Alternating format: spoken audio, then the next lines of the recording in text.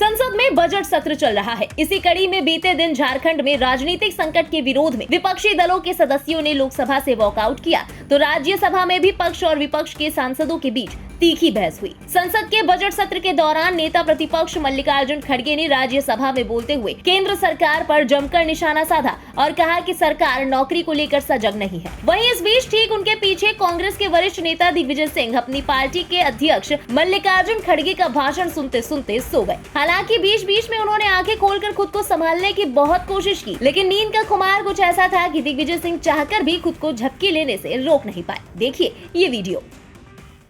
Public sectors most important for reserve class, वो SC हो, ST हो, OBC हो, economically weaker sections हो, हम एक पब्लिक सेक्टर्स हो एक के बाद एक खत्म कर रहे हैं, उससे नौकरियां भी खत्म हो रही।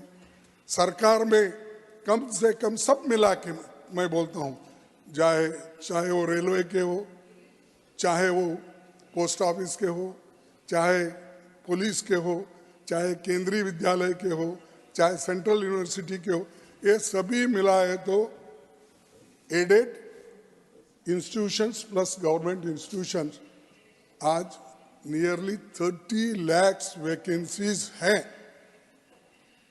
तो आप 10-12 हज़ार को रिक्रूट करते हैं और उसका एप्लीकेशन हमारे प्राइम मिनिस्टर के हाथ से दिलाते हैं। वो तो रूटीन कोर्स है, कोई अंडर सेक्रेटरी भी दे सकता है, डिप्टी सेक्रेटरी। लेकिन 2-4 बार देखा मैं कि वो हमारे प्रधानमंत्री जी के हाथ से दे रहे नौकरियां देना है तो एक बार इसकी मुहिम करो, 30 लाख लोगों को भर्ती करो, जितना चाहे उतना सर्टिफिकेट बांटो। हम उस कहेंगे भाई ये ठीक है इतना, लेकिन 30-30 लाख वैकेंसी खाली और हम उसको उधर नजरअंदाज हम कर रहे हैं। और दूसरी चीज, अब एम्स में भी खाली है बहुत से। मैं पूरा अगर बोलते जाऊं बहुत लंबा हो जाएगा, इसीलिए परसेंटेज बोलूंगा। आज एम्स की वैकेंसी रेट 41% है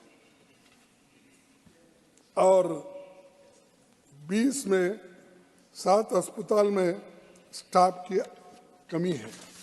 आपने बोला कि हमने एम्स करा और दूसरे इंस्टीट्यूशंस, हॉस्पिटल्स, वो ये बहुत लंबी चौड़ी अपने भाषण में उन्होंने कहा, लेकिन मैं पूछना चाहता हूँ जहाँ जरूरी है आप क्यों नहीं देते? मैं बोला कि आर्टिकल 371J ये स्पेशल आर्टिकल सिर्फ हैदराबाद कर्नाटक के लिए लागू है और वो आखिरी अमेंडमेंट हमने लाया था, जो हमने कोशिश की, सब लोग सपोर्ट किए, उसमें जेटली भी थे, बीएसपी था, सब पार्टी के लोग यूनानिमसली उस अमेंडमेंट को सपोर्ट किए। मैं उसका याद करता हूँ।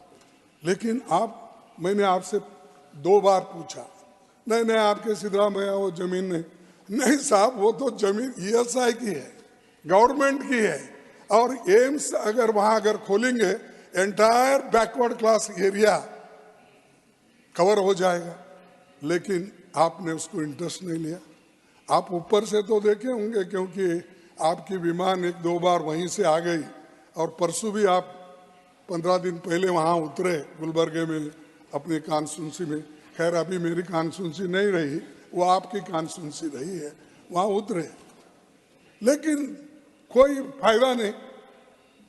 उसमें रेलवे वो भी रुक गए, काम एम्स बनाने के रुक गए।